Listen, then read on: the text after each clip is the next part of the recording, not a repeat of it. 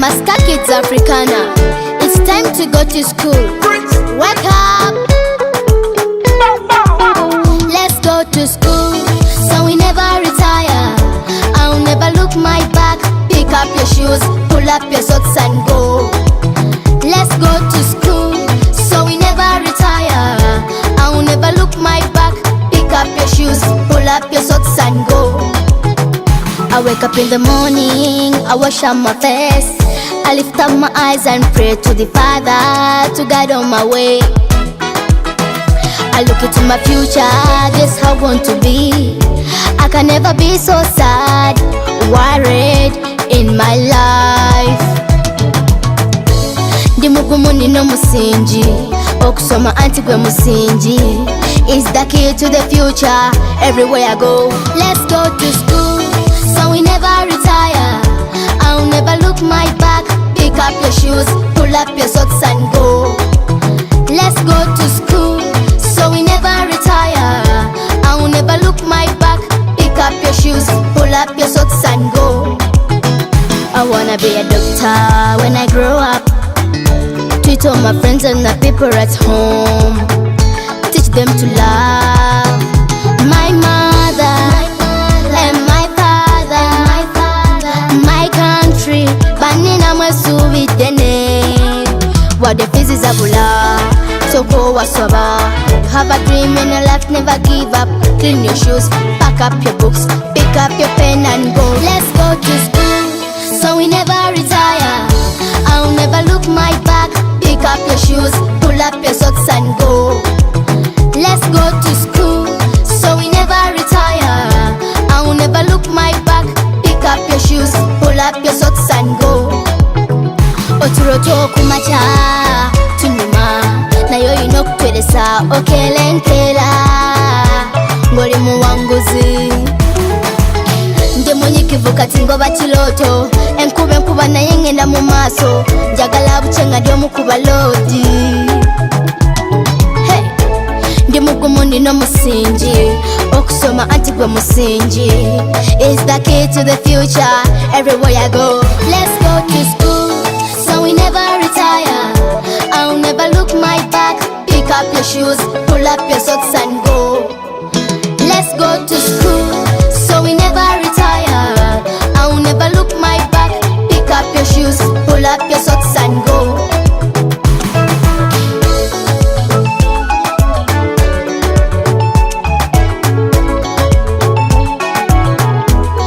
வாங்க வாங்க வாங்க, இயேசு கிறிஸ்துவினாலே ஆசீர்வதிக்கப்பட்ட ஜெயத்தை பெறப்போகின்ற தம்பி தங்கைமாரை உங்களை இயேசு கிறிஸ்து நாமத்தினாலே வாழ்த்துகிறேன். சாதனை செய்ய வேண்டும் என்று இந்த நாளிலே சாதிக்க விரும்புகின்ற தம்பி தங்கைமாரை உங்களை ஆண்டவர் ஆசீர்வதித்து சாதிக்க செய்வார். தலைகளை தாழ்த்தி நாம் ஜெபம் செய்வோமா? பரிசுத்த தகப்பனே, உங்களுடைய பிள்ளைகள் தேர்வுக்காக ஆயத்தப்படும் பொழுது உங்களுடைய கரம் உங்களுடைய பிள்ளைகளுடைய சிரசின் மீது அமர்வதாக. நீரே கிருபியாக இறங்கி உங்களுடைய பிள்ளைகள் தேர்வில் நல்ல மதிப்பெண்கள் எடுத்து வெற்றி பெற நீங்க அனுகிரகம் செய்யுங்க. அப்பா, சாதிக்க துடிக்கின்ற உங்களுடைய பிள்ளைகள் மீது உங்களுடைய கரம் இருக்கவும், உங்களுடைய பிள்ளைகளை சாதனையாளர்களாக நீங்க மாற்றுங்க. இந்த நாள் கூட உங்களுடைய கருத்தை தாண்டி தருகிறோம். இந்த நாள்ல நீங்க கிருபியாக இறங்கி இந்த நிகழ்ச்சியின் மூலமாக உங்களுடைய பிள்ளைகளுக்கு ஆசீர்வாதத்தையும் நன்மையும் நம்பிக்கையும் கொண்டு வாங்க. இயேசு கிறிஸ்து மூலம் கேட்கும் பரமபிதாவே, ஆமென். அருமையான வாலிப தம்பி தங்கைமாரே, இது அருமையான தேர்வு நேரம். வாழ்க்கையில தேர்வு என்பது நமக்கு ரொம்ப முக்கியமாக இருக்கிறது. எந்த ஒரு காரியத்தை நாம் செய்தாலும் அதற்கு தேர்வு என்பது ரொம்ப முக்கியம். ஒருவேளை தங்கம் சொக்க தங்கமாக இருக்கிறதா என்றால் அதற்கு ஒரு தேர்வு இருக்கிறது. அதை தீயிலிட்டு புடமிடுகிறார்கள், அதே போல அதை உரசி பார்க்கிறார்கள். அதுக்கப்புறம் தான் அவங்களுக்கு தெரியும் அது சொக்க தங்கமா இல்லையா என்று. இதே போலதான் ஒரு வருடம் முழுவதும் நாம் படித்திருக்கிறதை இந்த உலகம் அல்லது இந்த உலகத்துல இருக்கின்ற தேர்வாளர்கள் நம்மை உரசி பார்க்கிறார்கள். அதுதான் அந்த தேர்வாக வருகிறது. ஒருவேளை அதற்கு சரியான ஆயத்தம் செய்தவர்களாக நாம் இருந்தோம் என்றால் நம்ம வாழ்க்கையில் அது ஆசீர்வாதமா இருக்கும். எனவேதான் குதிரை யுத்த நாளுக்கு என்று ஆயத்தமாக்கப்படும், ஜெயமோ கர்த்தரால் வரும் என்று சொல்லப்பட்டிருக்கிறது. உங்களுக்கு தேர்வுக்கு ஆயத்தப்படுகின்ற காலங்களிலே நீங்கள் ஆயத்தமாகும் பொழுது நீங்க நல்ல மதிப்பெண்களை எடுத்து நீங்கள் வெற்றி பெறுவதற்கும் ஜெயம் கர்த்தரிடத்திலிருந்து உங்களுக்கு வருவதற்கும் அது உதவியாக இருக்கும். இப்பொழுது நாம் ஒரு சில கேள்விகளை கேட்டிருக்காங்க. அந்த கேள்விகளை நாம் பார்ப்போமா? ஒரு ஸ்டூடெண்ட் கேட்டிருக்காங்க, பரீட்சைக்கு படிக்க உட்காரும்போது எல்லாம் என் சிந்தனை சிதறுகிறது. நான் எப்படி பரீட்சைக்கு ஆயத்தமாவது? இந்த இடத்துல ரொம்ப முக்கியமான கேள்வி கேட்டிருக்காங்க. பரீட்சைக்கு நான் படிக்க உட்காரும் பொழுதெல்லாம் என் சிந்தனை சிதறுது அப்படின்னு சொல்லி சொல்றாங்க. நம்ம வாழ்க்கை எதன் அடிப்படையில இருக்கிறதுனா சிந்தனையினாலே கட்டமைக்கப்படுகிறது. நம்ம ஒரு செயலை செய்யணும் அப்படின்னாலே முதல்ல சிந்திச்சிட்ட அப்புறம் தான் நம்ம அந்த செயலை செய்ய முடியும். அதே போலதான் நம்முடைய வாழ்க்கையில நாம் என்னதாக மாற வேண்டும் என்று விரும்புகிறோமோ அல்லது எதை செய்ய வேண்டும் என்று விரும்புகிறோமோ அது முதல்ல எங்க பிறக்கு அப்படின்னா சிந்தனையில தான் பிறக்குது. எனவே நம்முடைய சிந்தனை ரொம்ப முக்கியமா இருக்கு. இவங்க சொல்றாங்க படிக்க உட்காரும் பொழுதெல்லாம் எனக்கு சிந்தனை சதிருது ஐயா அப்படின்னு சொல்லி சொல்றாங்க. ஆனா நம்முடைய சிந்தனை எப்பொழுதும் நாம் எதை பார்க்கிறோமோ எந்த இடத்துல இருக்கிறோமோ அதை பொறுத்துதான் நம்முடைய சிந்தனையும் நம்முடைய செயலும் இருக்கிறது. நம்ம எதை ரொம்ப விரும்பி பார்க்கிறோமோ அது என்ன செய்யும் அப்படின்னு சொல்றாங்கன்னா அது நமக்கு மைண்ட்ல வந்து அது அப்படியே ரெக்கார்ட் ஆயிரும். ஒருவேளை மொபைல் போனை நீங்க ரொம்ப பாக்குறவங்களா இருக்கலாம். நீங்க மொபைல் போனை ரொம்ப பார்த்து அதுலயே நீங்க அடிக்டா இருந்தீங்கன்னா அதுதான் உங்களை என்ன செய்யணும்னா ஆட்கொண்டு இருக்கும். அது வந்து ஆட்டோமேட்டிக்கா உங்க பிரெயின்ல என்ன செஞ்சிருந்தா ஒரு பிலிம்ல எப்படி பதியப்படுகிறதோ அதே போல பதிந்து விடும். என்ன சொல்லுவாங்கன்னா நன்மையை மாத்திரம் எடுத்துக்கிடுவேன், அதுல இருக்கிற தீமையை விட்டுருவேன் அப்படின்னு சொல்லுவாங்க. ஆனா ஒன்ஸ் நம்ம மைண்ட்ல போயிட்டுன்னா அதை எரேஸ் பண்ண முடியாது. இந்த ஒருவேளை நீங்க சொல்ற மாதிரி மைண்ட்ல அது வந்துட்டுனா அல்லது ரெக்கார்ட் ஆயிட்டுனா திருப்பி அதை வந்து டெலீட் பண்ண முடியாது. ஒரு முறை வாலிபர் ஐக்கிய சங்கத்தினாலே திருச்சியில நடந்த ஒரு முகாம்ல பிஷப் ஹீபர் காலேஜ்ல நாங்கள் கலந்து கொண்டோம். அதுல இந்த சந்திராயன் என்று சொல்லப்படுகின்ற விண்கலத்தை ஏவின அந்த சயின்டிஸ்ட வாலிப தம்பி தங்கிமார் சில கேள்வி கேட்டாங்க. அப்போ இதே போன்ற கேள்வியை கேட்டார்கள். எங்களுக்கு வந்து சிந்தனை சதுருது, எங்களுக்கு சிந்தனை சதுருது அப்படின்னு சொல்லி அவங்க சொன்னாங்க. அப்பொழுது அவர் சொன்ன முக்கியமான காரியம் என்ன அப்படின்னா 3 காரியத்தை சொன்னார். அந்த 3 காரியத்தை இப்பொழுது இவங்களுக்கு சொல்லலாம்னு சொல்லி நினைக்கிறேன். முதல்ல இடத்தை மாத்து, பொருளை மாத்து, ஆழ மாத்து. இந்த 3ஐ அவர் சொன்னார். இடத்தை மாற்று என்று சொல்லப்படுவது எப்படிப்பட்டது அப்படின்னா நீங்க உட்கார்ந்துருக்கிற இடத்தை மாற்ற வேண்டும். உங்களுக்கு சில இடத்துல போய் உட்கார்ந்தா உங்களுக்கு அந்த சிந்தனை வருதா, அந்த இடத்த நீங்க படிக்கிற இடத்த மாத்துங்க. பீஸ்ஃபுல்லாக இருக்கின்ற இடத்துல முதல்ல என்ன செய்யுங்க, போய் உட்காருங்க. நம் வேதத்தை தியானிப்பது ஜெபிப்பது ரொம்ப முக்கியம். ஒவ்வொரு நாளும் நம்முடைய சிந்தனை சதறாம இருப்பதற்கு மெடிடேஷன் ரொம்ப உதவியா இருக்கு. காலையிலே எழுந்த உடனே ஆண்டவருடைய சமூகத்துல ஆண்டவரே இன்னைக்கு நான் செய்ய போகிற ஒவ்வொரு காரியங்களையும் நீங்க எனக்கு உதவி செய்யுங்க என்று சொல்லி கேட்பதும், அதே போல படிக்கைக்கு முன்னால ஆண்டவரை நீங்க கிருபியாக இறங்கி இந்த படிக்கும் பொழுது அது என் மனதிலே நன்றாக பதிவதற்கு நீங்க உதவி செய்யுங்கன்னு சொல்லி சொல்வதும், அதே போல இரவிலே நித்திரைக்கு சொல்வதற்கு முன்பு ஆண்டவரை இன்றைக்கு நான் நித்திரைக்கு செல்லுகிறேன், நீங்க கிருபியாக இறங்கி நான் படித்த பாடங்கள் மறக்காம இருக்க எனக்கு உதவி செய்யுங்க, வேண்டாத சிந்தனைகள் வராதபடி பாதுகாத்துக் கொள்ளுங்க என்று சொல்லி அந்த இரவிலே நித்திரை செல்வதும் அது மிகவும் உகந்தது. ஆனா ரொம்ப முக்கியம் என்ன அப்படின்னா நீங்க இருக்கிற இடத்த முதல்ல என்ன செய்யணும், மாற்றணும். ஒருவேளை மொபைல் போன் இருக்கின்ற ரூம்ல அல்லது டிவி இருக்கிற ரூம்ல போய் உட்காந்து உங்களுக்கு அந்த டிவி என்ன செய்யும், வந்துகிட்டே இருக்கும். அல்லது நீங்க சிலர் பாத்தீங்கன்னா 4 பேர் உட்காந்து பேசிட்டு இருப்பாங்க, கச்சபச்சான்னு பேசிட்டு இருப்பாங்க.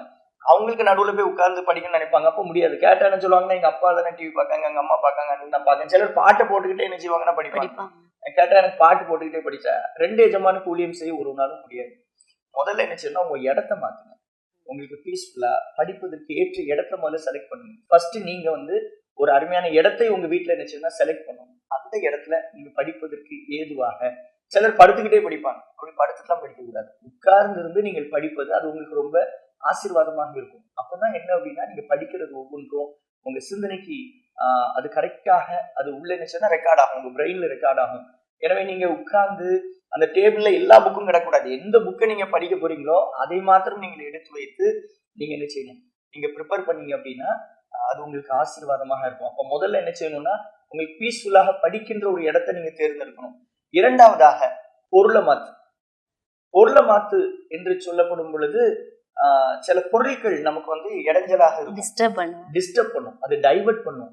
அந்த பொருட்கள் அந்த இடத்துல இருந்து என்ன செய்யணும், மாத்திரணும். புது வாட்ச் அந்த மாதிரி ஏதாவது வாட்ச் வாங்கியிருந்தா அதையே வச்சுட்டு சிலர் வந்து இந்த எலக்ட்ரானிக் வாட்ச் எல்லாம் வச்சிருப்பாங்க. அப்ப அதையே வச்சு நோண்டிட்டு இருப்பாங்க. அவங்களுக்கு வந்து மைண்ட் திடீர்னு இதை பார்த்தோன்னே இதுக்கு வந்துருவாங்க. அதே போல சில பொருட்கள் ரூம்ல இருக்கிறத அதையே எடுத்து சிலர் என்ன செய்வாங்க, மொபைல் போனு அதையே எடுத்து இருக்கணும். அப்போ மொபைல் போன் நீங்க அந்த டைம்ல என்ன செஞ்சிடணும், அந்த பொருளை என்ன செஞ்சிடணும், மாத்திடணும், இடத்த மாத்தி என்ன செஞ்சிடணும், வச்சிடணும். உங்களை டிஸ்ட்ராக்ட் பண்ணுகின்ற, டைவர்ட் பண்ணுகின்ற அந்த பொருட்களுடைய இடத்த நீங்க மாத்திட்டு நீங்க சரியான இடத்துல இருந்து என்ன செய்யணும்? படிக்கணும்.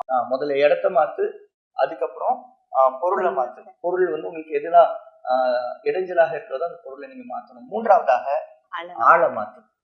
சில மனிதர்களை பார்த்த உடனே என்ன செய்யும் அப்படின்னா சில எண்ணங்கள் என்ன செய்யும்? தோன்றும். சிலர் வந்து ரொம்ப அரட்டை அடிச்சு பேசுறவங்களா இருப்பாங்க. நம்மளை பார்த்த உடனே மாப்பிள்ளை இங்க வா, ஏமா இங்க வா அப்படின்னு சொல்லி வந்து நினைச்சுவாங்க. உட்காந்து ஃப்ரெண்ட்ஸ் கூட உட்காந்து நினைச்சுவாங்க, பேச ஆரம்பிச்சிருவாங்க. கேட்டா கம்பைன் ஸ்டடிமாங்க. ஆனா இவங்க 1 மணி நேரம்னு உட்கார்ந்தா 3/4 மணி நேரம் நினைச்சிருப்பாங்க, கதை விட்டுருப்பாங்க. ஆனா அப்படி என்ன செய்யக்கூடாது, இருக்கக்கூடாது. அப்படி கம்பைன் ஸ்டடி சிலர் உண்மையா உட்காந்து படிக்கவங்க இருக்காங்க. நீங்க அதை செய்யுங்க, தொடர்ந்து செய்யுங்க. ஆனா உங்களுக்கு வந்து உங்க சிந்தனை சிதறடிக்கின்ற, ஏன்னா இந்த வாலிப பிராயத்துல சில ஆட்களை பார்த்த உடனே சில சிந்தைகள் வருவது உண்டு. அந்த ஆளை முதல்ல என்ன செய்யுங்க? மாத்துங்க. அந்த ஆள் பக்கத்துல நீங்க என்ன செய்யாதீங்க? போகாதீங்க. நீங்க அதை விட்டு விலகி இருப்பது நலம். சில மனிதர்கள் பாத்தீங்க அப்படின்னா அவங்கள பார்த்த உடனே நமக்கு வேண்டாத சில எண்ணங்கள் வரும். அப்போ அப்படிப்பட்ட நபர்களை விட்டு விலகி இருப்பது நலம். சில ஃப்ரெண்ட்ஸை பார்த்தோம் அப்படின்னா உடனே அவங்க கூட போய் டீ குடிக்கணும்னு தோணும். சிலர் சொல்லுவாங்க, எனக்கு இந்த டைம்ல என் ஃப்ரெண்டை பார்த்துட்டேன்னா அவங்கள டீ குடிக்க போவேன், ஐஸ்கிரீம் சாப்பிட போவேன், இல்லாட்டா ஏதோ ஒண்ணு. அப்போ அதே மாதிரி இருக்கிற ஃப்ரெண்ட்ஸை வந்து இந்த நாள்ல நீங்கள் தவிர்ப்பது நல்லது. இந்த பரீட்சைக்கு நீங்க ஆயத்தப்படும் பொழுது இப்படிப்பட்ட சில காரியங்களை நீங்க சாக்ரிஃபைஸ் பண்ண வேண்டியிருக்கு. இப்படிப்பட்ட மனிதர்களை விட்டு கொஞ்சம் நீங்க விலகி இருந்துச்சுலாம் இருந்து நீங்க உங்கள் அறையில நீங்கள் நன்றாக கம்ஃபர்டபுளாக இருந்து படிப்பது அது உதவியாக இருக்கும். 3 காரியங்களை பார்த்துருக்கிறோம். இடத்த மாத்து, பொருளை மாத்து, ஆழ மாத்து. இந்த 3 காரியங்களையும் நீங்க சரியா செஞ்சீங்க அப்படின்னா உங்க சிந்தனை என்ன செய்யாது? சதராது. பைபிள்ல வசனம் சொல்லியிருக்கு, அவர்கள் தங்கள் சிந்தனையினாலே வீணரானார்கள் அப்படின்னு சொல்லியிருக்கு. உங்க சிந்தை சரியாக இருந்தாதான் நீங்க வந்து நன்றாக படிக்க முடியும். உங்க சிந்தனை சதறிட்டு அப்படின்னா நீங்க வீணரா போயிருவீங்க. எனவே இந்த நாள்ல உங்க சிந்தனை சதறாதபடிக்கு நீங்க என்ன செய்யுங்க? நீங்க பாதுகாத்து கொள்ளுங்க. இயேசு கிறிஸ்துவுக்கு பிதாவானவர் கொடுத்த திட்டத்தை அவர் சரியா நிறைவேற்றினது அப்படின்னா அவருக்கு பிதாவுடைய அந்த சித்தம், பிதாவுடைய அந்த சிந்தை அவருக்குள்ள இருந்துச்சு. எனவேதான் பவுல் திருப்பி சொல்றாரு, கிறிஸ்துவின் சிந்தையை உங்களுக்கு ஈர்க்க கிடையாது அப்படின்னு சொல்றாரு. அப்போ நம்முடைய சிந்தனை எங்க இருக்கோ அங்கதான் நம்ம என்ன செய்வோம்? இருப்போம். பிள்ளைங்க சொல்லாம பக்கத்துல இருக்கவங்களை பார்த்து, நீங்க உங்க படிப்புக்கு தடையாக இருக்கிற இடத்தை மாத்துங்க, பொருளை மாத்துங்க, ஆழ மாத்துங்க. அப்போ ஜெயம் கர்த்தரிடத்திலிருந்து வரும். அந்த 2 hours படிக்கிறோம் அப்படின்னா ரிமைனிங் மொத்தம் 12 hours 2 hours படிக்கிறோம்னா ரிமைனிங் 10 hours நம்ம வந்து அதுக்கு சம்பந்தமே இல்லாத காரியங்களை செய்யும்போது அந்த 2 hours நம்மளுக்கு கான்சன்ட்ரேஷன் கிடைக்காது அப்படிங்கிறதையும் அந்த சயின்டிஸ்ட் சொன்னாங்க. இதுல ரொம்ப அருமையான காரியத்தை சொல்றீங்க. அதாவது அந்த 2 மணி நேரம் படிக்க நேரம் மட்டும் நான் படிப்பேன், மற்ற நேரத்துல நான் டிவி பார்ப்பேன், மற்ற நேரத்துல நான் அதை செய்வேன் இதை செய்வேன்னு சொல்ல முடியாது. ஏனென்றால் அந்த 10 மணி நேரம் நீங்க எதை செலவழிக்கிறீங்களோ, எங்க செலவழிக்கிறீங்களோ மெஜாரிட்டி டைம் நீங்க அதுல செலவழிக்கீங்க. அப்போ அதனுடைய அந்த உங்க பிரெயின்ல ரெக்கார்ட் ஆயிருக்கிறது தான் எங்க ரிஃப்ளெக்ட் ஆகும்னா நீங்க இருக்கின்ற அந்த 2 மணி நேரம் ஆயத்தப்படுறப்போம். அப்போ இந்த 2 மணி நேரம் நீங்க படிக்க நேரம் மாத்திரம் அல்ல, மீதமுள்ள அந்த 10 மணி நேரமும் ரொம்ப முக்கியம். அந்த நேரத்துல நீங்க பீஸ்ஃபுல்லா நீங்க வந்து சரியான காரியங்களில சிந்தனை சதறாதபடிக்கு இருக்கின்ற ஃப்ரெண்ட்ஸோட லெசன் பத்தி டிஸ்கஸ் பண்ணலாம். அதே போல நீங்க அந்த புக்ஸ் எடுத்து லேசா ஒரு கிளான்ஸ் பார்க்கலாம். அல்லது நீங்க நித்திரை வந்து படிக்க உங்களுக்கு ரொம்ப இல்லாம இருந்துச்சுன்னா நீங்க அந்த நேரத்துல நல்ல ஒரு நித்திரை செய்யலாம். அல்லது நீங்க சரியான உணவை நீங்க என்ன செய்யலாம், சரியான நேரத்துல சாப்பிடலாம். எல்லாமே நீங்க சரியான காரியத்துல நீங்க செலவிடும் பொழுது அந்த 10 மணி நேரம் வந்து இந்த 2 மணி நேரம் நீங்க படிக்க போற நேரத்துக்கு ஒரு ஆயத்தமாகவே கூட அமைகிறது. எனவே அதுல நீங்க சரியாக நீங்க உங்களுடைய சிந்தனை செலுத்துமாறு அன்புடன் கேட்டுக்கொள்கிறேன். அடுத்து நம்ம பார்ப்போம்.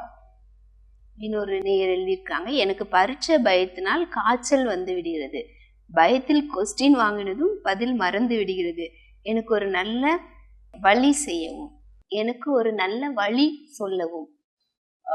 இந்த கேள்வியில சொல்லியிருக்காங்க, எனக்கு பரீட்சை அப்படின்னு ஒரு காய்ச்சல் வந்துருது அப்படின்னு சொல்றாங்க. இந்த பயம் வந்து எப்பொழுதுமே என்ன செஞ்சிருது அப்படின்னா நம்மை ஒரு இக்கட்ல கொண்டு போய் என்ன செஞ்சிருது, விட்டு விடுகிறது. எனவே பரீட்சை கண்டோ எதை கண்டோ நம்ம வந்து டென்ஷன் ஆகக்கூடாது, பயப்படக்கூடாது. ஆயத்தம் இல்லாம இருக்கவங்களுக்கு பயம் நிச்சயம் வரும். நம்ம வந்து ஆயத்தப்படுவது ரொம்ப முக்கியம். அது மாத்திரமல்ல, பயம் இதற்கு இருக்க வேண்டிய அவசியம் இல்லை அப்படின்னு தான் நான் சொல்லுவேன். ஏனென்றால் நமக்கு வாழ்க்கையில ஒவ்வொரு காரியங்களும் வந்து கொண்டேதான் நிச்சயம் இருக்கும். நான் முதலே சொன்னது போல எப்படி ஒரு தங்கத்தை உரசி பார்த்து அது நல்ல தங்கமான்னு பாக்குறாங்களோ அதே போல நமக்கு பரீட்சை எப்படிப்பட்டதுன்னா நம்ம கற்றுக்கொண்டிருக்கிறோமா இல்லையா என்பதை அறிந்து கொள்வதற்கு அது ஏதுவாக அமைகிறது. It is a test. இந்த டெஸ்ட் எல்லாருக்கும் முன்னால நிரூபிப்பதற்காக மாற்றம் அல்ல, நம்ம முதல்ல கொஞ்சமாவது கற்றுக்கொண்டிருக்கிறோமா என்பதை அறிந்து கொள்வதற்காக தான். எனவே இதுல பயப்பட வேண்டிய அவசியம் இல்லை. கொஸ்டின் வாங்கின உடனே பதில் மறந்துருது அப்படின்னு சொல்லி சொல்றாங்க. சிலருக்கு சில இதை ஒரு பதட்டம், அந்த டென்ஷன் என்ன செஞ்சிருது அப்படின்னா மறக்க வச்சிருது. இந்த டென்ஷன் உங்களுக்கு இல்லாம இருக்குன்னா நான் முதல்ல சொன்னது போல மெடிடேஷன், ஜெபம் ரொம்ப அவசியம். அடுத்தது நம்பிக்கை. ஆண்டவர் என் கூட இருக்கிறாரு, நான் கட்டாயம் பரீட்சை எழுதி நான் நல்லா தேர்வடைவேன் என்று முதல்ல உங்க மேல நீங்க என்ன செய்யணும்? நம்பிக்கை வைக்கணும். எந்த கேள்வியாக இருந்தாலும் சரி, அந்த கேள்விக்கு நீங்க எழுதுவதுதான் பதில். அது கேட்டு நீங்க படிச்சிருக்கிறதுல ஒருவேளை புக்ல இருக்கிறதே அப்படியே எழுதணும் என்பதும் அல்ல. நீங்க படிச்சிருப்ப உங்களுக்கு புரிஞ்சிருக்கிறத உங்களுக்கு அறிந்த அந்த நாலேஜ்ல என்ன செய்யலாம்? சென்டென்ஸை நீங்க ஃபார்ம் பண்ணி அதை எழுதலாம். அது உங்களுக்கு ரொம்ப இந்த பயத்தை அகற்றி போட்டுரும். ஒருவேளை பயம் இருக்கு உங்களுக்கு. சிலர் அப்படியே படிச்சு அப்படியே எழுதுவாங்க.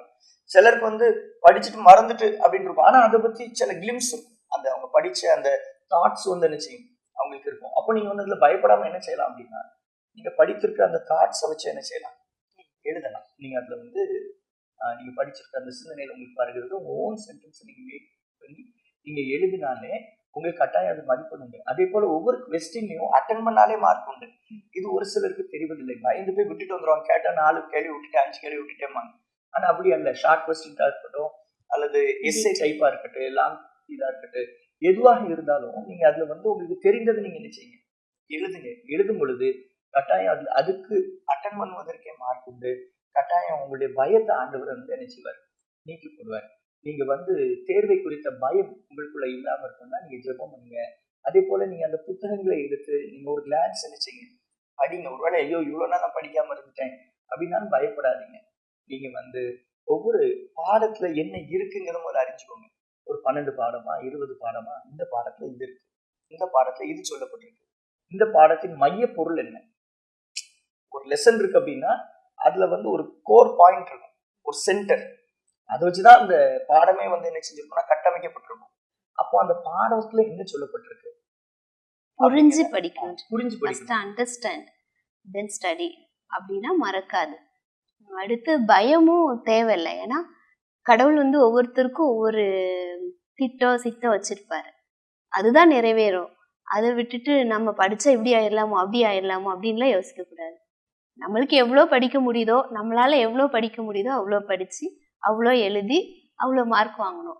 மார்க்கை பத்தி அதை பத்தி நிறைய நம்ம யோசிக்க. நீங்க சொல்லும் பொழுது எனக்கு ஒரு சின்ன வயசுல எனக்கு சண்டே ஸ்கூல்ல சொன்ன ஒரு கதை ஞாபகத்துக்கு வருகிறது. ஸ்கூல்ல கூட சொல்லியிருக்காங்க, பாடத்திட்டத்திலுமே இருக்கு. முயலும் ஆமையும் குறித்து சொல்லுவாங்க. இந்த முயல் ரொம்ப அதை என்ன செய்யும், ரொம்ப கெத்தாரம் போயிடலாம் அப்படின்னு இருக்கும். ஆனா இந்த முயல் என்ன நினைக்கும்னா, சரி அது போடுதான் இங்க இருக்குல்ல, மெதுவா போகும் அப்படின்னு சொல்லி அது நடுவு நிற்கும். ஆனா இந்த ஆமை பார்த்தா முதல்ல இருந்து அது மெதுவா என்ன செய்யும், நடந்து போகும். ஆனா இந்த முயலுக்கு முன்னாடி அது கோட்டை நினைச்சிடும், கடந்துடும். ஒருவேளை நீங்கள் பலனற்றவர்களாக இருக்கலாம், ஆனால் பலன் உள்ளவர்களுக்காகவும் பலனற்றவர்களுக்காகவும் உதவி செய்வது அவருக்கு லேசான காரியம். உங்களுடைய முயற்சியை மட்டும் கைவிடாது. அடிக்கடி சொல்வது அதுதான், முயற்சியை கைவிட்டக்கூடாது. நீங்க முயற்சி செஞ்சுக்கிட்டே இருங்க. உங்களுக்கு பலனே இல்லையா, உங்களுக்கு ஒருவேளை தமிழ் பாடத்துல எல்லாமே எனக்கு தெரியல அப்படின்னா கொஞ்சமாவது என்ன செய்யுங்க, படிங்க. அந்த முயற்சியை மட்டும் என்ன செய்யாதீங்க, விடாதீங்க. நீங்க முயற்சி கொண்டே இருங்க. கட்டாயம் அந்த எக்ஸாமுக்கு அந்த கோட்டை தாண்டி வர ஆண்டவர் நினைச்சுவார், உதவி செய்வார். பயம் உங்களை விட்டு அகன்று போகும். நான் மெதுவா போகிறேன் அல்லது கொஞ்சம் தான் கற்றுக்கிட்டேன் என்ற அல்ல. நீங்கள் அந்த கற்றுக்கொண்டிருக்கிறத நீங்க அந்த தேர்வுல உங்களுக்கு கொடுக்கின்ற விடைத்தாள்களிலே நீங்கள் தைரியமாக என்ன செய்யுங்க, எழுதுங்க. கட்டாயம் உங்களுக்கு ஆண்டவர் ஆசீர்வாதத்தை தருவாரு, பயத்தை அகற்றி போடுவாரு. என்னை பலப்படுத்துகிற கிறிஸ்துவினாலே எல்லாவற்றையும் செய்ய எனக்கு பலன் உண்டு என்ற வசனத்தின்படி ஆண்டவர் உங்களை பலப்படுத்துவார். பக்கத்துல இருக்கவங்க பார்த்து சொல்றீங்களா, என்னை பலப்படுத்துகிற கிறிஸ்துவினாலே எல்லாவற்றையும் செய்ய எனக்கு பலன் உண்டு. தலைகளை தாழ்த்தி நாம் ஜெபம் செய்வோமா? அருமையான பெற்றோர் இருப்பீங்க, பிள்ளைகள் மீது உங்களுடைய கரங்களை வைத்துக் கொள்ளலாம். நீங்க ஜெபம் பண்ணுங்க, ஆண்டவரே என் பிள்ளையை ஆசீர்வதிங்க, என் பிள்ளை நீங்க பலப்படுத்துங்கன்னு சொல்லி பெற்றோர் உங்க பிள்ளைகளுடைய சிரசின் மீது கரங்களை வைத்து ஜெபம் செய்யுங்க. ஒருவேளை உங்க பிள்ளைங்க தூர இடத்துல இருக்கலாம், உங்க பிள்ளைகளை நினைத்தவாறு கரங்களை உயர்த்தி ஜெபம் செய்யுங்க. இந்த நேரத்தையும் கூட நாம் ஜெபம் செய்யும் பொழுது ஆண்டவர் அவர்களை தொடுவார், அவங்களை பலப்படுத்துவார். உங்க பிள்ளைங்களை பயம் காட்டாதீங்க. நீ பரீட்சையில மட்டும் அப்படி ஆயிட்டா இப்படி பண்ணிடுவோம் அப்படி பண்ணிடுவேன்னு சொல்லாதீங்க. ஆறுதலான வார்த்தை சொல்லுங்க, உன்னால முடியுங்க, உன்னால முடியுமா அப்படின்னு சொல்லுங்க. ஒன்றும் கவலைப்படாத, உங்க கூட நாங்க இருக்கணும் போது அவங்களை பலப்படுத்துங்க. அவங்கள பயம் காட்டுறாங்க. சில பெற்றோர் பயம் காட்டுறதுல பிள்ளைங்க என்ன செஞ்சிருக்காங்க, தேர்வு எழுத போகும் பொழுது அந்த எக்ஸ்பெக்டேஷன்ஸ் அதிகமாக இருக்கும் பொழுது பிள்ளைங்களுக்கு அந்த எதிர்பார்ப்பு நிறைய இருக்கப்போ அவங்களுக்கு ஒரு பதட்டம் வந்துடுது. அந்த பதட்டத்தை உருவாக்காதீங்க. சில பெற்றோரே அந்த பதட்டத்தை நம்ம என்ன செஞ்சிடறோம்னா தேர்வு நேரத்துல உருவாக்கிடணும். அப்படி நீங்க உருவாக்காதீங்க. உங்க பிள்ளைகிட்ட சொல்லுங்க, பரவாயில்ல நீ படிச்சிருக்கிறது போதும், நீ நல்லா எழுது, ஆண்டவர் உனக்கு உதவி செய்வார், நாங்க உங்க கூட இருக்கிறோம் என்று நீங்க பலப்படுத்துங்க. அவங்களுடைய குறைகளே சுட்டி காமிக்காதீங்க. அவங்களை பலப்படுத்துங்க. அவங்க கூட இருந்து நான் அவங்க கூட இருக்கிறேன், ஆண்டவர் அவங்க கூட இருக்கிறார், நீ நல்லா எழுதுவடா, நீ நல்லா வருவ, கவலைப்படாத, நீ போ ஏமா, நீ நல்லா எழுதுவேன்னு சொல்லி தைரியமா நீங்க அவங்களை தைரியமூட்டி அனுப்புங்க. அது ஆசீர்வாதமாக அமையும். இப்பொழுது கரங்களை உயர்த்தி பெற்றோரும் அதே போல இதை பார்த்து கொண்டிருக்கிறவர்கள் நாம் விண்ணப்பம் செய்வோமா? பரிசுத்த தகப்பனே, எங்களை ஆசீர்வதிக்கிறவரே, நாங்கள் நமக்கு நன்றி செலுத்துகிறோம். அப்பா, அவனுடைய பிள்ளைகளுக்குள்ள இருக்கின்ற எல்லா பயங்களையும் அகற்றி கொடுங்கப்பா. தேர்வு எழுதுவதற்கு பயந்திருக்க உடைய பிள்ளைகளுடைய பயத்தை அகற்றி போட்டு பலனுள்ளவனுக்காகிலும் பலனற்றவனுக்காகிலும் உதவி செய்வது உங்களுக்கு லேசான காரியம். ஆண்டவரே, நீரே கிருபியாக இறங்கி ஜெயமோ கர்த்தரால் வரும் என்ற வசனத்தின்படி உடைய பிள்ளைகளுக்கு நீங்க ஜெயத்தை கொடுங்க. உடைய பிள்ளைகள் தேர்வுக்காக ஆயத்தப்பட்டு கொண்டு இருக்கிறாங்க. ஆண்டவரே, இந்த பயத்தை எல்லாவற்றையும் அகற்றி உடைய பிள்ளைகள் அப்பா நன்றாக எழுதி நல்ல மதிப்பெண்கள் எடுத்து வெற்றி பெறக்கூடிய கிருபைகளை கட்டளையிடுங்க. உடைய பிள்ளைகளுடைய கரங்களின் மீது உடைய கரம் அமர்வதாக, உடைய பிள்ளைகளுடைய சிரசின் மீது உடைய கரம் அமர்வதாக. அப்பா, நீரே கிருபியாக இறங்கி உடைய பிள்ளைகளை ஆசீர்வதிங்க ஆண்டவரே. பலன் உள்ளவனுக்காகவும் பலன் அற்றவனுக்காகவும் உதவி செய்வது உங்களுக்கு லேசான காரியம்.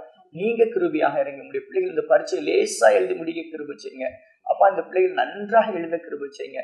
உடைய பிள்ளைகள் படித்திருக்கின்ற அந்த பதில்களுக்குரிய கேள்விகள் கேள்வித்தாளிலே வரவும் உடைய பிள்ளைகள் சரியாக விடைத்தாளிலே எழுத கிருபை செய்யுங்க.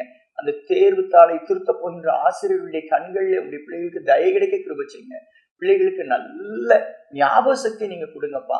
அப்பா, உடைய பிள்ளைகள் எந்த பதட்டமும் இல்லாம என்னை பலப்படுத்துகிற கிறிஸ்துவனால எல்லாவற்றையும் செய்ய எனக்கு பலன் உண்டு என்ற வசனத்தின்படி தைரியமாக எழுத கிருபை செய்யுங்க.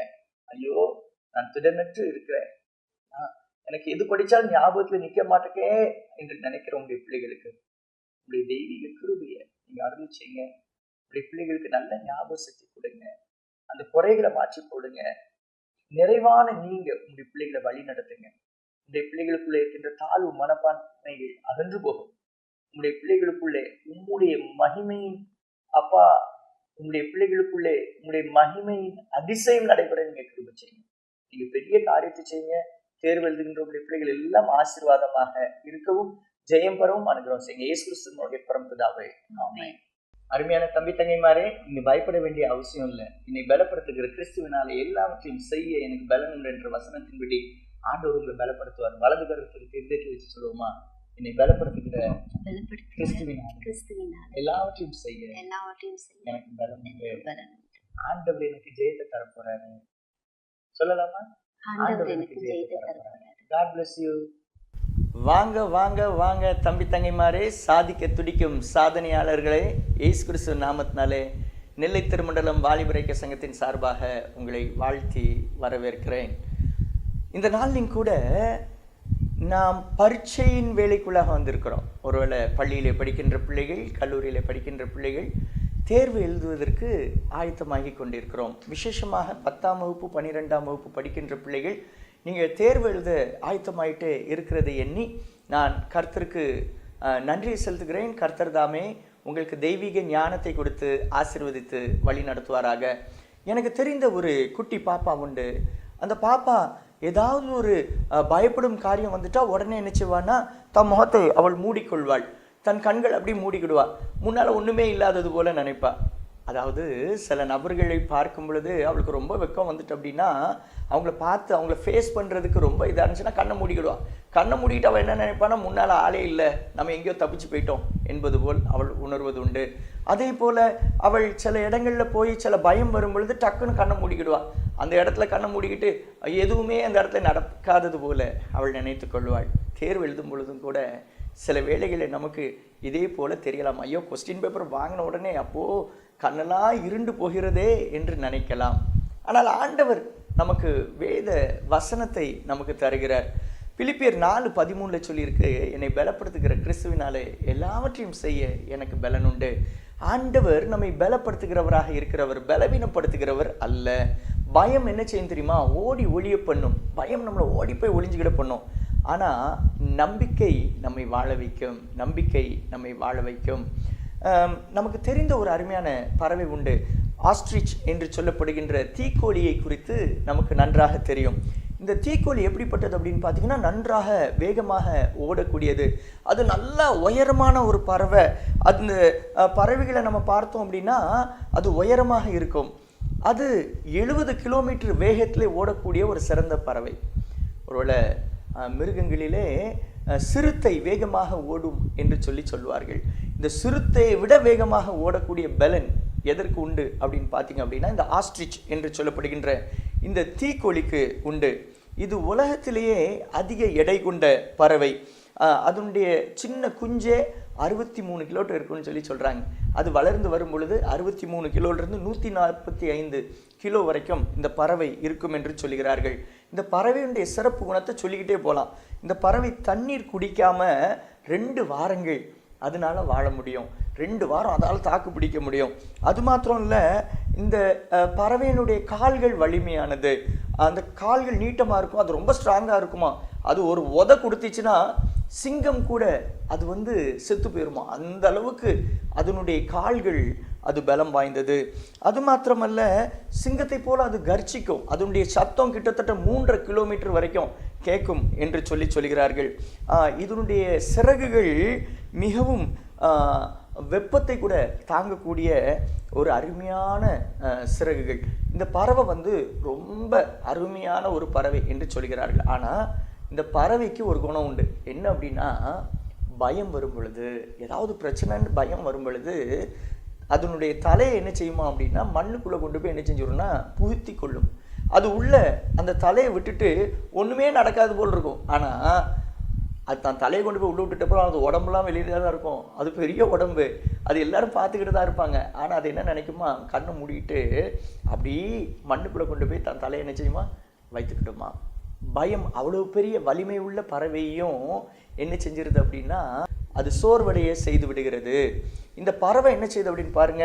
அதுக்கு எவ்வளோ வலிமை இருக்கு. அது நினைச்சா எதிரியாக வருகின்ற எந்த காரியத்திலனாலும் சரி அதால் ஜெயிக்க முடியும். ஆனால் அதனுடைய பயம் என்ன செய்து தலையை கொண்டு போய் மண்ணுக்குள்ளே என்ன செஞ்சிருது வைத்துக் கொள்கிறது. சில வேளைகளில் நாமும் கூட இதே போல தான் பயந்து விடுகிறோம்.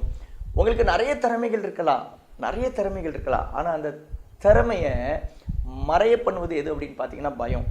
நாம் பேதுருவை குறித்து நாம் வேதாகமத்தில் பார்க்கிறோம். இந்த சீமோன் பேதுரு ஆண்டவருக்கு பிரியமான ஒரு சீஷனாக இருக்கிறாரு. அவர் ரொம்ப துடுக்கானவர், ரொம்ப தைரியசாலி, எந்த காரியமானாலும் வேகமாக செய்யக்கூடியவர். அது மாத்திரமல்ல, பேச்சாற்றல் அவருக்கு நிறைய உண்டு. அவர் பேசுறதுல ரொம்ப திறமைசாலி. இந்த பேதுரு யாரு அப்படின்னு பார்த்தீங்க அப்படின்னா, அவர் ஒரு கலிலேயன்.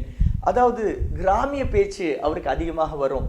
ஏனென்றால் அந்த ஃபிஷர்மேன், அவர் அந்த ஃபிஷர்மேன் குடும்பத்திலிருந்து வருகிறார். மீன் பிடிக்கின்ற அந்த சந்ததியிலிருந்து அவர் என்ன செய்கிறாருன்னா வருகிறார். அவர் மீன் பிடிக்கிறவங்களாம் பார்த்துருக்கீங்களா, நல்லா பேசுவாங்க, நல்லா எல்லார்ட்டையும் நல்லா பேசுவாங்க. அந்த கிராமிய நட இருக்கும். இந்த பேதுருக்கும் அதே போல் திறமசாலி பேச்சில். ஆண்டவர் கனால் தான் எதை பார்த்தாலும் கேள்வி கேட்பார், ஏதாவது ஒன்று சொல்லுவார். இப்படி அவர் ஒரு பெரிய திறமசாலி தான். இவர் ஒரு பெரிய திறமசாலி. கப்பர்நகூம் என்கின்ற இடத்துல இயேசு கிறிஸ்துவுக்கு இல்லம் இருந்தது என்று சொல்லப்பட்டுள்ளது. அந்த பகுதியிலேயே நாம் பார்த்தோம் என்றால், கப்பர்நகூம் என்கின்ற இடத்துல இயேசு கிறிஸ்துவுக்கு ஒரு இல்லம் இருந்தது என்று ஆராய்ச்சியாளர்கள் சொல்லுகிறார்கள். அவர் அந்த கப்பர்நகூம் என்கின்ற இடத்துல அவர் தங்குவதற்கு காரணம் என்ன அப்படின்னு பார்த்தீங்கன்னா, அந்த பகுதி கடற்கரை ஓரம். அந்த கடற்கரை ஓரத்தில் அது ஒரு மீனவ கிராமம். அந்த கிராமத்தில் தான் இருக்கிறாரு. மக்களோடு நன்றாக பழகுகிறார். இயேசு கிறிஸ்துவும் கூட நன்றாக பேசுகிறார். இந்த பேதுரும் நன்றாக பேசுகிறவராக இவர் இருக்கிறார்.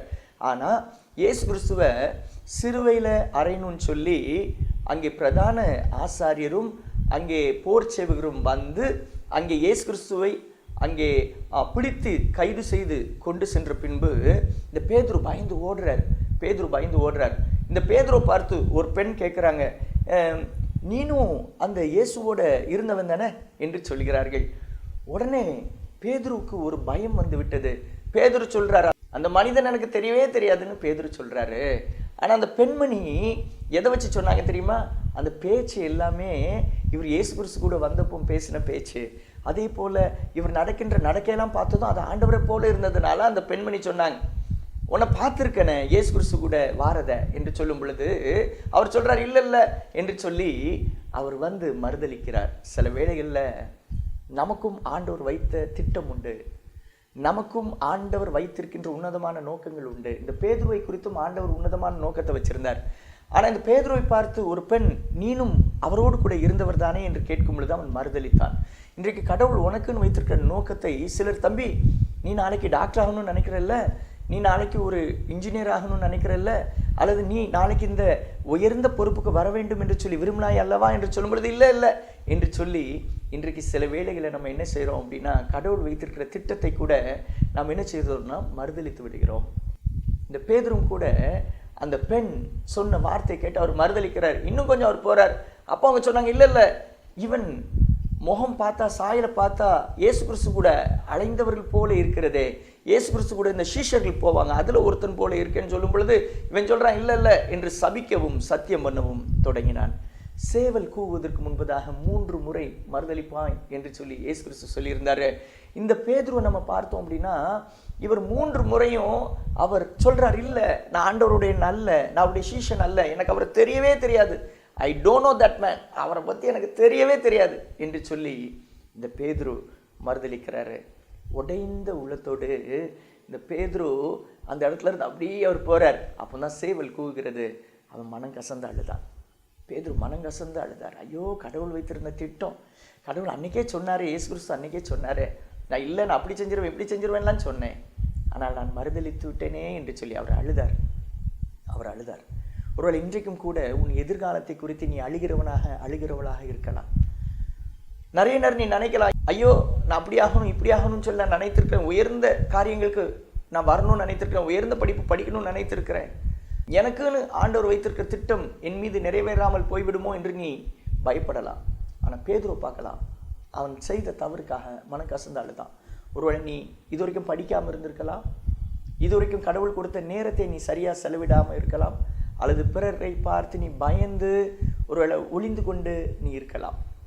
இன்றைக்கு ஆண்டவர் சன்னிதானத்தில், ஆண்டவரே நான் மனம் கசந்து அழுகிறேன், எனக்குன்னு கொடுத்த நேரத்தை நான் வீணாக்கிட்டேன், எனக்குன்னு கொடுத்த புத்தகங்கள் உண்டு, அதை நான் திருப்பி பார்க்காம இருந்துட்டேன், எனக்குன்னு நீங்கள் கொடுத்த உன்னதமான பொறுப்புகள் உண்டு, அதை நான் உணராமல் போயிட்டேனேப்பா என்று சொல்லி இந்த நாளில் ஆண்டவருடைய சமூகத்தில் நாம் கண்ணீர் விட அழைக்கப்படுகிறோம். தம்பியே தங்கையே, இன்னைக்கு ஆண்டவருடைய சமூகத்தில் நீ செய்த தவறை நினைத்து நீ மனம் கசந்து அழுதனா ஆண்டவர் உனக்கு கிருபையை கொடுப்பார்.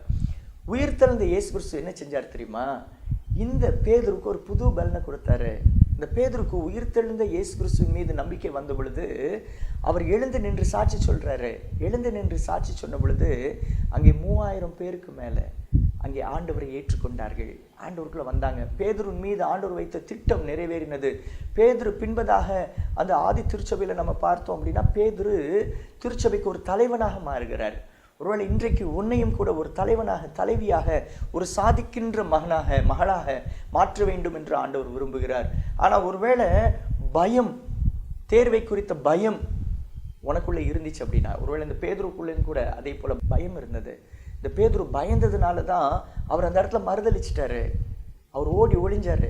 ஐயோ இந்த இடத்துல நான் இருக்கக்கூடாது, தப்பிச்சு போயிடணும்னு நினைச்சாரு. சில வேளைகளை நம்ம கூட நினைக்கிறோம், ஐயோ இந்த படிப்பை விட்டு நான் ஓடிடணும்னு நினைக்கிறேன், இந்த இடத்த விட்டு நான் போயிடணும்னு நினைக்கிறேன், இந்த எக்ஸாம் ஹாலில் இருப்பதற்கே நான் விரும்பலை நீ நினைக்கலாம். ஆனால் இன்னைக்கு நீ ஆண்டவருடைய சமூகத்தில், ஆண்டவரே என்னை குறித்து நீங்கள் வைத்திருக்கிற நோக்கத்தை எனக்கு நிறைவேற்றித்தாங்க, அப்போ நான் பயந்து ஓடக்கூடாது, நான் எதையும் சந்திக்க தயாராக இருக்கணும், ஆண்டவரே சோதனை ஜெயிக்க எனக்கு பலன் தாரும் என்று சொல்லி நாம் கேட்போம். ஆர்டிக் டன் என்று சொல்லப்படுகின்ற பறவை ஒரு குட்டி பறவை தான். அது கிட்டத்தட்ட 113 கிராம் தான் இருக்கும் என்று சொல்லுகிறார்கள். இந்த பறவை ஒரு கடல் பறவை. இது கடலையும் தாண்டி பறக்கக்கூடிய பறவை. கிட்டத்தட்ட இந்த பறவை நிற்காம 4000 கிலோமீட்டர் அது பறந்து செல்லும் என்று சொல்லுகிறார்கள். இந்த பறவை தம் வாழ்நாளில் 3 முறை நிலவுக்கும் பூமிக்கும் எவ்வளவு தூரமோ அவ்வளோ தூரம் அது பறக்குதான் தம் வாழ்நாள் முழுவதும். ஆனால் குட்டி பறவை தான், அது ரொம்ப பலவீனமான பறவை தான். புயல் அடித்தா கூட அது என்ன செய்ய முடியாதுன்னா அதில் ரொம்ப நிற்க முடியாது. அது ரொம்ப வேகமாக புயல் அடிக்கப்போ, இந்த கடல்லலாம் புயல் அடிக்கும் பார்த்தீங்களா, பயங்கரமாக அலலாம் அடித்து அப்படி புயல் அடிக்கப்போ அது லாவகமாக என்ன செய்யும்னா ஒரு சைடாக பறக்குமா, பறந்து தப்பித்து கொள்ளுமா. ஒரு 113 கிராம் உள்ள அந்த பறவை பெரிய காற்று வந்தாலும் அது என்ன செய்யுமானா அது லாவகமாக அதில் என்ன செய்யுமா அது அப்படி சறுக்கிக்கிட்டே பறந்துடும் என்று சொல்லுகிறார்கள். பிரியமானவர்களே, அருமையான தம்பி தங்கைமாரே, இந்த சாதாரண பறவை அது அவ்வளோ தூரம் எப்படி இது பறக்கு என்று சொல்லி ஆராய்ச்சியாளர்கள் அதை ஆராய்ச்சி செஞ்சாங்க. அப்படி ஆராய்ச்சி செய்கிறப்போ இந்த பறவை பலவீனம் அடையும் பொழுது இது என்ன செய்யுமானா தன் வாயில் ஒரு சின்ன குச்சியை வச்சுருக்குமா. அது நிலப்பரப்புல இருந்து செல்லும் பொழுதே ஒரு சின்ன குச்சியை தன் வாயில் என்ன செய்யுமா வச்சுருக்குமா. அது வேகமாக அந்த கடல் மேலே பறந்து போகும் பொழுது அது ரொம்ப பலவீனம் அடையும் பொழுது என்ன செய்யுமானா அந்த குச்சியை கடலில் போட்டு அந்த குச்சி மேலே நின்றுக்கிடுமா. இந்த குச்சி என்ன செய்யணும், அப்படியே கடலில் மிதக்கும். இதுவும் கூட அந்த பலவீனமான நேரத்தில் என்ன செய்யுமானா அந்த குச்சி மேலே அப்படியே நின்றுக்கிட்டு என்ன செய்யுமா, பறக்குமா. அதன் பின்பதாக அது கொஞ்சம் அந்த சோர்வுலாம் நீங்கின உடனே, களைப்பு நீங்கின உடனே என்ன செய்யுமானா அந்த குச்சியை திருப்பி வாயில் எடுத்துக்கிட்டு என்ன செய்யுமா, பறக்குமா. இது ஒரே ஸ்ட்ரெச்சில் பறந்து கிட்டத்தட்ட 4000 கிலோமீட்டர் அது ஒரே ஸ்ட்ரெச்சில் பறந்துடும். அந்த கடல் மேலே பறந்தாலும் பறந்துடும் சொல்கிறாங்க. வேறு எந்த பறவைகளும் அப்படி பறப்பதில்லை அப்படின்னு சொல்கிறாங்க. அது பறக்கும் பொழுது அதுக்கு பலவீனம் அடையும் பொழுது அதுக்கு உதவியாக இருப்பது என்னது அப்படின்னு பார்த்தீங்கன்னா அந்த சின்ன குச்சி. இதே போல தான் நம்பிக்கை என்னும் அந்த சிறு குச்சியின் மேலே உங்கள் கால்களை வைங்க. அதை தான் விசுவாசம் என்று வேத வசனம் சொல்கிறது. விசுவாசமானது நம்பப்படுகிறவர்களின் உறுதியும் காணப்படாதவைகளின் நிச்சயமாய் இருக்கிறது அப்படின்னு வேத வசனம் நமக்கு கற்றுத்தருகிறது. ஒருவேளை இன்னைக்கு நீங்கள் நினைக்கலாம், நான் எப்படி இந்த பரீட்சையை நான் கடந்து பறந்து போக போகிறேன், அல்லது நான் எப்படி இதை சாதிக்க போகிறேன் என்று நீங்கள் நினைக்கலாம். இன்றைக்கு வேத வசனத்தை ஒரு குச்சியாக நமக்கு ஆண்டவர் தந்திருக்கிறார். அது மேலே உங்கள் நம்பிக்கை வைங்க. கர்த்தரை ஒரு குச்சியை நமக்கு தந்திருக்கிறார். ஆண்டவர் மேலே நம்பிக்கை வைங்க. இன்னொன்று, நீங்கள் முதல்ல உங்கள் மேலே என்ன செய்யுங்க, நம்பிக்கை வைங்க. அந்த குச்சி, நம்பிக்கை என்னும் அந்த குச்சியில் அந்த பறவை நிற்கிறதுனால அது சோர்ந்து போன நேரத்துலாம் அது அதுக்கு உதவி செய்கிறது. அது அழகாக பறந்து அது கடலையும் கூட கடந்து செல்கிறது. இன்றைக்கு பரீட்சையை பார்த்தால் கடல் போல உங்களுக்கு தெரியலாம். ஆனால் ஆண்டவர் அந்த தடைகளையும் தாண்டி உங்களை பறக்க செய்வார். தம்பி, பக்கத்தில் இருக்கவங்களை பார்த்து சொல்லாமா? தங்கையே, பக்கத்தில் இருக்கவங்களை பார்த்து சொல்லுமா? உங்களை இந்த தேர்விலே நல்ல மதிப்பெண் எடுத்து ஆண்டவர் கடந்து வர செய்வார். வலது கருத்தை எடுத்து இருந்தத்தில் வச்சு சொல்லுவோமா? என்னை பலப்படுத்துகிற கிறிஸ்துவினாலே எல்லாவற்றையும் செய்ய எனக்கு பலன் உண்டு. இந்த தேர்வையும் தைரியமாக கடந்து வெற்றி பெற ஆண்டவர் உதவி செய்வார். தலைகளை தாழ்த்தி ஜெபம் செய்வோமா? பரிசுத்த தகப்பனே, இந்த தேர்வை எழுதுகின்ற உங்களுடைய பிள்ளைகளுக்குள்ளே இருக்கின்ற பயங்களை அகற்றி போடுங்க.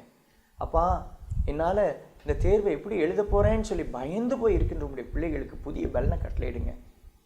பேதுரு, ஆண்டவரை நீங்கள் வைத்திருந்த ஒரு பெரிய நோக்கம் உண்டு. இந்த பேதுருவை நீங்கள் பெற்றான்னு சொல்லி ஒரு கற்பாறையாக அவரை நீங்கள் கேபான்னு சொல்லிலாம் கூப்பிட்டீங்க. ஆனால் இந்த பேதுரு துன்பம் வரும்பொழுது உங்களை மறுதளிச்சிட்டார். ஆண்டவரே, ஒருவேளை இன்றைக்கு பயம் மறுதளிக்க பண்ணுகிறது.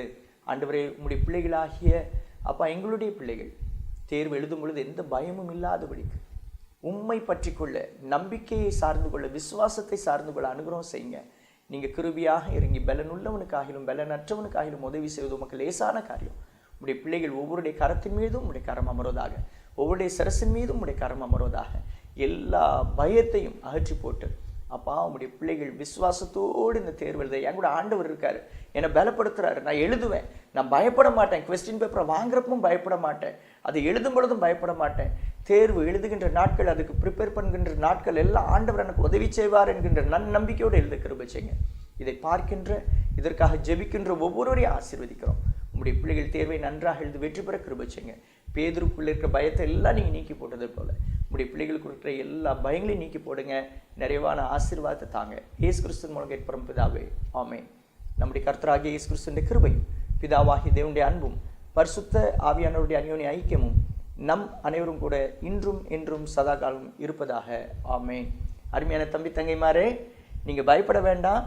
ஆண்டவர் உங்க கூட இருக்கிறாரு. உங்களை பலப்படுத்துகிற கிறிஸ்துவினாலே நீங்கள் எல்லாவற்றையும் செய்ய உங்களுக்கு பலன் உண்டு. உங்களை பலப்படுத்துகிற கிறிஸ்துவினாலே தேர்வை தைரியமாக எழுத, விசுவாசத்தோடு நன்னம்பிக்கையோடு எழுத ஆண்டவர் உங்களுக்கு உதவி செய்வார். God bless you. அருமையான நேயர்களே, எங்களுடைய இந்த வாலிபரைக்கிய சங்க ஊழியத்திலே முழு நேர மிஷினரிகளாக அருமையான அண்ணன்மாரும் அக்காமாரும் இருந்து அவங்க அநேக இடங்களுக்கு சென்று ஆண்டவருடைய வார்த்தையை பகிர்ந்து கொள்கிறார்கள். நாங்களும் கூட சென்று பகிர்ந்து கொள்கிறோம். உங்களுக்கு உதவிகள், ஜெப உதவிகள் தேவைப்பட்டால் நீங்கள் கீழே தெரியும் இந்த எண்ணிற்கு நீங்கள் தொடர்பு கொள்ளலாம். உங்களுக்காக நாங்கள் ஜெபிக்க ஆயத்தமாக இருக்கிறோம். தேர்வு எழுதும் பொழுது பயத்தோடு இருக்கிறீங்களா? கவலைப்படாதீங்க. உங்களுக்காக ஜெபத்திலே தாங்க நாங்கள் ஆயத்தமாக இருக்கிறோம். நீங்கள் இந்த எண்ணிற்கு தொடர்பு கொள்ளலாம். கடந்த வாரத்தில் செய்யப்பட்ட ஊழியங்களின் புகைப்படங்களை இப்பொழுது நாம் பார்க்கலாம். நீங்கள் தொடர்ந்து இந்த ஊழியத்திற்காக ஜெபித்துக் கொள்ளும்படியாகவும், இந்த ஊழியத்திற்கென்று உதவி செய்ய விரும்புகிறவர்கள் உங்களுடைய காணிக்கைகளை காசோலையாக திருநெல்வேலி டயசிஸ் யூத் அசோசியேஷன் என்கின்ற பெயரில் நீங்கள் காசோலையை வரைந்து நீங்கள் காணிக்கை கொடுக்கும்படி அன்புடன் கேட்டுக்கொள்கிறேன். உங்களது மேலான உதவிகளை திரையிலே தெரியும் இந்த வங்கி கணக்கிற்கு கொடுத்து நீங்கள் அனுப்பி ஜெபித்து உதவுமாறு அன்புடன் கேட்டுக்கொள்கிறேன். நன்றி. கர்த்தர் தாமே நம் அனைவரையும் ஆசீர்வதிப்பாராக. ஆமென். இளைஞனே எழுந்திரு, சரித்திரம் படைத்திடு, கர்த்தரின் சமூக